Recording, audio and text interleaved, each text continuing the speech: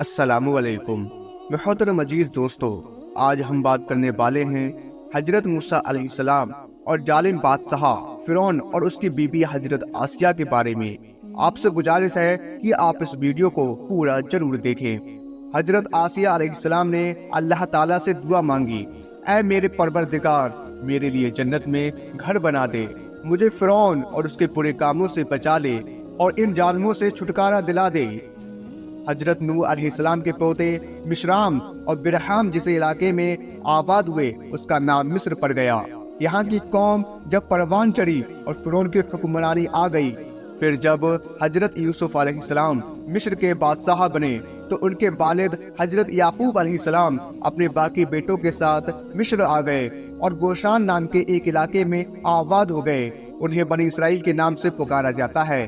جب فرعون کو نظیمیوں نے بتایا کہ بنی اسرائیل میں اللہ کا ایک نبی پیدا ہوگا جو تمہاری حکومت کو ختم کر دے گا اور اس کے ہاتھوں تمہاری موت ہوگی، فرعون نے اس خطروں سے بچنے کے لیے الگ الگ طریقے آزمانے شروع کر دیے اور اس نے بنی اسرائیل کو اپنا غلام بنا لیا اور ان سے اپنا کام کراتا، بالکل نوکروں کی طرح۔ بنی اسرائیل میں پیدا ہونے والے لڑکوں کو قتل کروا دیتا اور لڑکیوں کو زندہ رہنے دیتا۔ اسے معلوم نہیں تھا کہ اللہ تعالیٰ نے فیصلہ کر لیا ہے، تو لاکھ کوشش کرنے کے باوجود اس کا کوئی فائدہ نہیں۔ کمزوروں پر ظلم کر کے انہیں اپنی بادشاہی اور طاقت کے ذریعے پریشان کر کے وہ اپنے آپ کو بہت بڑے نقصان میں ڈال رہا تھا۔ اس کی بھلائی اسی میں تھی کہ وہ اپنی طاقت کے بل پر گھمنڈ نہ کرے اور اپنے آپ کو خدا ہونے کا دعویٰ نہ کرے۔ کچھ ہی وقت کے بعد فرعون اور اس کی سلطنت کو ختم کرنے والا بچہ بنی اسرائیل کے یہاں پیدا ہو گیا۔ حضرت موسیٰ علیہ السلام کے والد کا نام عمران اور والدہ کا نام عیر تھا۔ اسی نام کو یقود بھی کہا جاتا ہے۔ انہیں بھی اس بات کا اندازہ تھا کہ ظالم فرعون ان کے بچے کو پیدا ہوتے ہی مروا دے گا۔ حضرت موسیٰ علیہ السلام کی ماں کو اللہ کی طرف سے وحی آ گئی کہ اس بچے کو اپنے پاس رکھنا اور اسے دودھ پلانا، لیکن جب اس کی جان کو خطرہ لگے تو اسے دریا میں ڈال دینا اور ڈرنا نہیں۔ کچھ وقت کے بعد پھر اللہ تعالیٰ کی طرف سے حکم ہوا کہ اس بچے کو ایک صندوق میں رکھو اور دریا میں ڈال دو، پھر دریا اسے کنارے پر ڈال دے گا، پھر اس صندوق کو میرا اور تمہارا دشمن فرعون اٹھا لے گا۔ حضرت موسیٰ علیہ السلام کی والدہ اللہ تعالیٰ کے حکم کے مطابق حضرت موسیٰ علیہ السلام کو ایک صندوق میں رکھ کر دریا میں ڈال دیتی ہیں۔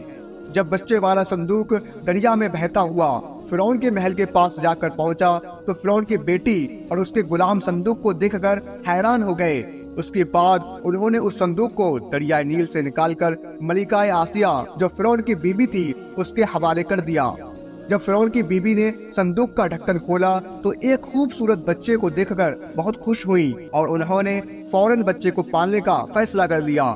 اور جب فرعون نے اس بچے کو بھی قتل کرنے کا حکم دیا تو فرعون کی بیوی سامنے آ گئی اور بولی کہ یہ بچہ میری اور تمہاری آنکھوں کی ٹھنڈک ہے، اسے قتل مت کرو، ہو سکتا ہے کہ یہ بچہ ہمیں فائدہ پہنچانے کا کوئی ذریعہ بنے، کیوں نہ ہم اسے اپنا بیٹا بنا لیں، جیسا کہ قرآن شریف میں اللہ تعالیٰ نے فرمایا ہے، جس کا مطلب ہے فرعون نے کہا مجھے اس کی ضرورت نہیں لیکن میں اسے چھوڑ رہا ہوں، ہو سکتا ہے یہ بچہ تمہاری آنکھوں کی ٹھنڈک بن جائے۔ اس طرح اللہ تعالیٰ نے فرعون کے محل میں ہی حضرت موسیٰ علیہ السلام کو پناہ دی۔ اس کے بعد اللہ تعالیٰ کی قدرت نے ایک اور کرشمہ دکھایا۔ حضرت موسیٰ علیہ السلام جو کہ ابھی دودھ پیتے بچے تھے، انہوں نے کسی بھی دائی کا دودھ پینے سے انکار کر دیا۔ اللہ تعالیٰ نے فرمایا ہم نے موسیٰ علیہ السلام پر دائیوں کے دودھ کو حرام کر دیا۔ محل والوں نے ایک ایسی عورت کی تلاش شروع کر دی جس کا دودھ یہ بچہ پینے لگے۔ اتنے میں حضرت موسیٰ علیہ السلام کی بہن سامنے آ گئی اور بولی میں تمہیں ایسی عورت کے بارے میں بتاؤں گی جس کا دودھ یہ بچہ ضرور پیے گا۔ اس کے بعد حضرت موسیٰ علیہ السلام کی والدہ کو بلایا گیا، وہ آئی اور حضرت موسیٰ علیہ السلام نے ان کا دودھ نوش کیا۔ اس طرح اللہ تعالیٰ کے حکم سے وہ اپنے ہی بچے حضرت موسیٰ علیہ السلام کی دائی بن گئی۔ ان کے لیے شاہی چیزوں کا انتظام کیا گیا۔ حضرت موسیٰ علیہ السلام فرعون کے محل میں پل کر جوان ہو گئے۔ اللہ تعالیٰ نے انہیں اسلام کا پیغام پہنچانے کا حکم دیا۔ اس وقت کے بعد جب حضرت موسیٰ علیہ السلام نے اپنے نبی ہونے کا اعلان کیا، جس کے بعد فرعون حضرت موسیٰ علیہ السلام کا کھلا دشمن بن گیا اور فرعون کے جادوگروں اور اس کے سپاہیوں کو حضرت موسیٰ علیہ السلام نے اپنے عصا یعنی لاٹھی میں شکست دی۔ तो वो लोग फौरन हजरत मूसा अलैहिस्सलाम पर ईमान ले आए और हजरत आसिया भी हजरत मूसा अलैहिस्सलाम पर ईमान ले आई।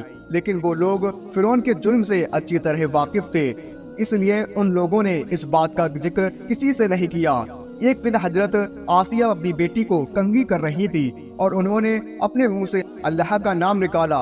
हजरत आसिया के मुंह से निकला अल्फाज ये था कि बर्बाद हो जो उस अल्लाह का इनकार करता है जो मेरे फिरौन का और सबका रब है। बेटी भी पक्की काफिर थी। उसने अपने बाप फिरौन को ये बात बता दी। फिर फिरौन ने अपनी बीबी पर तरह तरह के जुल्म करना शुरू कर दिया। हजरत आसिया को धूप में लिटाया, उन पर सांप छोड़ दिए जाते। जुल्म के जवाब में हजरत आसिया यही कहती, मैं मूसा और हारून के रब पर ईमान रखती हूँ। फिरौन ने उनके कई रिश्तेदारों को जवाह कर दिया, लेकिन उन्होंने फिर भी फिरौन को रब नहीं माना। आखिरकार फिरौन ने उनके हाथ और पाँव में कील गाड़ दी और उनके सीने पर पत्थर पटक दिया। हजरत आसिया ने अल्लाह ताला से दुआ मांगी, ऐ मेरे परवरदिगार, मेरे लिए जन्नत में एक घर बना दे और मुझे फिरौन और उसके बुरे अमल से निजात दे और मुझे बख्शिश दिला दे और मुझे जालिम कौम से छुटकारा दिला दे। रिवायत में है कि हजरत मूसा अलैहिस्सलाम से ये मंजर देखा नहीं गया और उन्होंने भी दुआ मांगी, ए अल्लाह, रज और दर्द आसिया से दूर कर दे और उन्हें जालिमों से निजात दिला दे। उसके बाद अल्लाह ताला ने फरिश्ते भेजे जिन्होंने हजरत आसिया पर अपने परों का साया कर लिया। फिर उन्हें जन्नत के महल दिखाए गए। फिर वो मुस्कुराई और अल्लाह ने उनकी रूह को अपनी तरफ उठा लिया। हजरत आसिया का शुमार जन्नत में सबसे अजीमत रखने वाली औरतों में होगा। कुरान शरीफ के सूरह तहरीम में अल्लाह ताला ने अपने दो मुकद्दस नबियों हजरत नूह अलैहिस्सलाम और हजरत लूत अलैहिस्सलाम की बीवियों की मिसाल बयान की, जो नेक बंदों की बीवियां होने के बावजूद काफिर रही और जहन्नम में जाएंगी। और साथ ही दो नेक बीवियों का भी जिक्र किया गया जो अपनी उम्मत की ईमान वाली औरतों की मिसाल होंगी।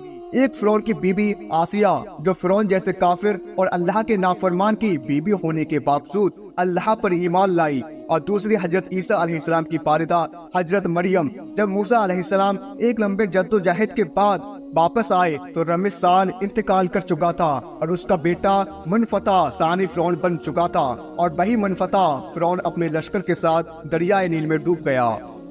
उम्मीद करता हूं दोस्तों आपको ये वीडियो पसंद आई होगी। अगर आपको आज की ये वीडियो पसंद आई है तो इस वीडियो को लाइक कर लीजिए, चैनल को सब्सक्राइब कर लीजिए और साथ में लगे बेल आइकन को जरूर दबा दीजिए। हम मिलते हैं इंशाअल्लाह फिर किसी एक बेहतरीन वीडियो के साथ। तब तक के लिए अस्सलामु अलैकुम, अल्लाह हाफिज।